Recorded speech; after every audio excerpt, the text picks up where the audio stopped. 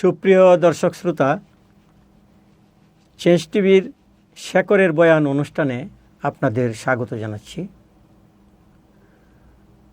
আমি আজকে আপনাদেরকে এমন একটি বিষয়ের দিকে নিয়ে যাব যেটি আমাদের দেশের সীমানার বাইরে, কিন্তু আমাদের বাংলাদেশের সাথে এর সংযোগ এবং বাংলাদেশেরই ঘটনা। পবিত্র কাবা শরীফে আপনারা যারা হজ করতে যান, সেই সুদূর মক্কা মদিনায় আমরা হজ করতে যাই। এখন বিমানের যুগ, বিমানে আমরা চড়ে চলে যাই, কিন্তু একসময় পানিপথে জাহাজে দিনের পর দিন, মাসের পর মাস চেষ্টা করে বা আপনার হেঁটে সেখানে যেতে হতো। কিন্তু প্রতিটি মুসলিমের জন্য কাবাঘর হলো তার অন্তরের একটি আকুতি, সেখানে একবার যাওয়া।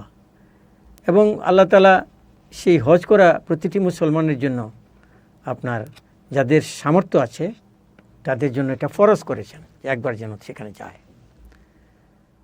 তো সেই কাবাঘরের সাথে আমাদের বাংলাদেশে যে সময় থেকে এখানে ইসলাম এসেছে, সেই সময় থেকেই কাবাঘরের সাথে আমাদের সংযোগ সৃষ্টি হয়েছে। তা আমি মধ্যযুগের একটি ঘটনা, আমাদের এই ঢাকার পার্শ্ববর্তী সোনারগাঁয়ে এখানে যিনি ছিলেন আপনার সুলতানি আমলে সুলতান গিয়াসউদ্দিন আজম শাহ, যার নাম আপনারা শুনেছেন, তো বিখ্যাত সুলতান ছিলেন, অত্যন্ত দূরদর্শী তিনি ছিলেন এবং তার আন্তর্জাতিক যে সংযোগ এটা খুবই চমৎকার, খুবই তার কূটনৈতিক সাফল্য অত্যন্ত উদারনৈতিক এবং চমৎকার তার সব উদ্যোগ ছিল। তিনি চীনের সাথে ওই সময় সম্পর্ক সৃষ্টি করেছিলেন এবং আমাদের বাংলাদেশ থেকে তিনি জিরাফ পাঠিয়ে চীনের সরকারের কাছে চীনের সাথে বন্ধুত্ব স্থাপন করেছিলেন। তো আরব দেশে তিনি এই গিয়াসউদ্দিন আজম শাহ কাবাঘরের সামনে একটি মাদ্রাসা স্থাপন করেছিলেন। এটি আমরা বাঙালি হিসেবে, বাংলাদেশের বাঙালি জাতি হিসেবে, বাংলাদেশি হিসেবে আমরা গৌরবের হকদার যে আমাদের এখানকার সুলতান সেই কাবাঘরের সামনে আপনার একটি মাদ্রাসা স্থাপন করেছিলেন এবং সেটি যেই জায়গাটা স্থাপন করেছিলেন সেটা এখন কাবাঘরে আপনার কাবাঘরের এক্সপানশন করতে যেয়ে এই অংশটাকে কিন্তু এখন করা হয়ে গেছে। এটা কবে হয়েছিল? তো গিয়াসউদ্দিন আজম শাহর যে পিরিয়ড সেটা হলো 1389 থেকে 1410। এই কাজটি হয়েছিল 1410-এর দিকেই, 1409 থেকে 10-এর মধ্যে এই কাজটা হয়েছিল। তিনি গিয়াসউদ্দিন আজম শাহর যে বৃত্ত ছিল হাফসি ইয়াকুত উনানি, তার মাধ্যমে তিনি টাকা পাঠান। তিনি মূলত উদ্বুদ্ধ হয়েছিলেন, তার যে আপনার উজির খান জাহান নামে একজন উজির ছিল, সেই উজির কিন্তু আপনার গিয়াসউদ্দিন আজম শাহকে উদ্বুদ্ধ করেন যে আপনি কাবাঘরের এখানে একটি মাদ্রাসা তৈরি করেন। এবং গিয়াসউদ্দিন আজম শাহ তার বৃত্ত হাফসি ইয়াকুত উনানির মাধ্যমে তিনি প্রচুর স্বর্ণ মুদ্রা সেখানে পাঠান এবং উপহারাদি পাঠান। এইগুলি নিয়ে সেখানে গিয়ে তারা আপনার কাবাঘরের সেই সময়ে সেখানকার যিনি ছিলেন আপনার মক্কার তিনি শরীফ ছিলেন, সেই শরীফের কাছ থেকে সেখানে জায়গা ক্রয় করে, মাদ্রাসার জন্য জায়গা ক্রয় করে তিনি সেখানে আপনার মাদ্রাসা স্থাপন করেন। সেই মাদ্রাসাটা তিনি কোথায় স্থাপন করেছিলেন? মাদ্রাসা স্থাপন করেছিলেন উম্মে হানি গেট নামে একটা গেট ছিল, সেই গেটের বাইরে।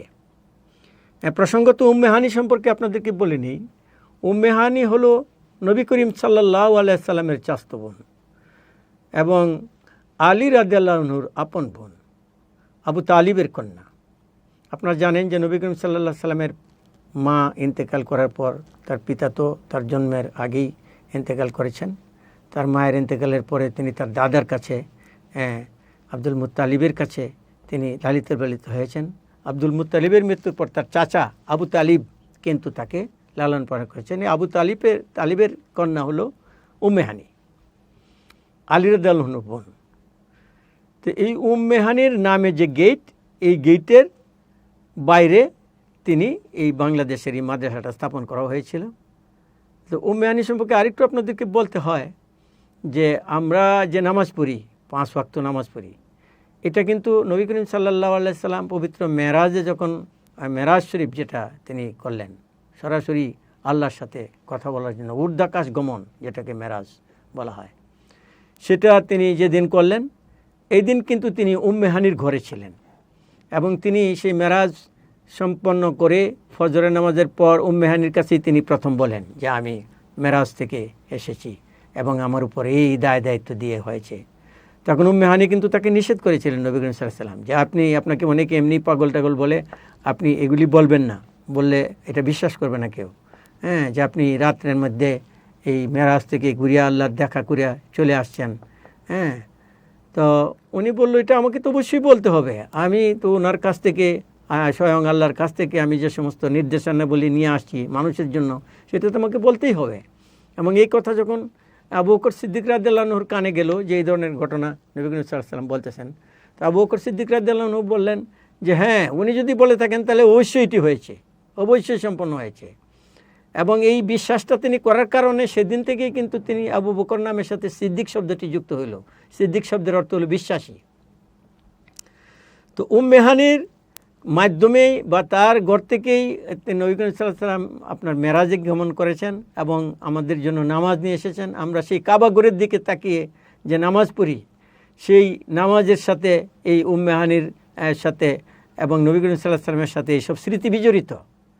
সেই উম্মে হানির নামে যে গেটটি ছিল, এই গেটের বাইরেই বাংলার সুলতানের নামে সেখানে জমি ক্রয় করে একটি মাদ্রাসা করা হয় এবং সেই মাদ্রাসাতে আপনার দেখা গেল যে 4 মাযহাবের ইমামদেরকে সেখানে নিয়োগ করা হয় শিক্ষক হিসেবে। এবং সেই মাদ্রাসাটি করতে সেই সময়ের আপনার যে জায়গাটা সেখানে তিনি ক্রয় করেছিলেন, সেই জায়গাটার জন্য আপনার 12,000 স্বর্ণমুদ্রা তখন পরিশোধ করা হয়, 12,000 স্বর্ণমুদ্রা। এবং সেখানে আরও জমি ছিল 2 আশিল 4 রাহবা জমি, 2 আশিল 4 রাহবা। এই জমি ক্রয় করে সেইখানে কিন্তু মাদ্রাসাটা স্থাপন করা হয়। এবং এর মূল্যটা আপনার মক্কার তখনকার যিনি শরীফ বা মক্কার যিনি সে সময়ের মানে দায়িত্বশীল ছিলেন, তার নাম ছিল মৌলানা হাসান।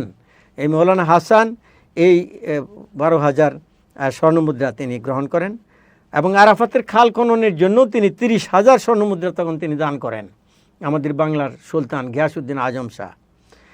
তিনি সেই টাকাটাও কিন্তু আপনার এই মৌলানা হাসান গ্রহণ করেন এবং অনুরূপভাবে মদিনাতে নবী করিম সাল্লাল্লাহু আলাইহি ওয়াসাল্লামের রওজা মুবারকের কাছেও কিন্তু আরেকটি মাদ্রাসা তিনি সেখানে স্থাপন করেন এবং সেখানকার পৌর কর্তৃপক্ষ এবং মক্কার পৌর কর্তৃপক্ষের কাছে আপনার সেখানে সাধারণ মানুষের জন্য, গরিব মানুষের জন্য অনুদানের টাকা তিনি পাঠান এবং ব্যাপক একটা কার্যক্রম তিনি চালান বাংলার সুলতান গিয়াসউদ্দিন আজম শাহ।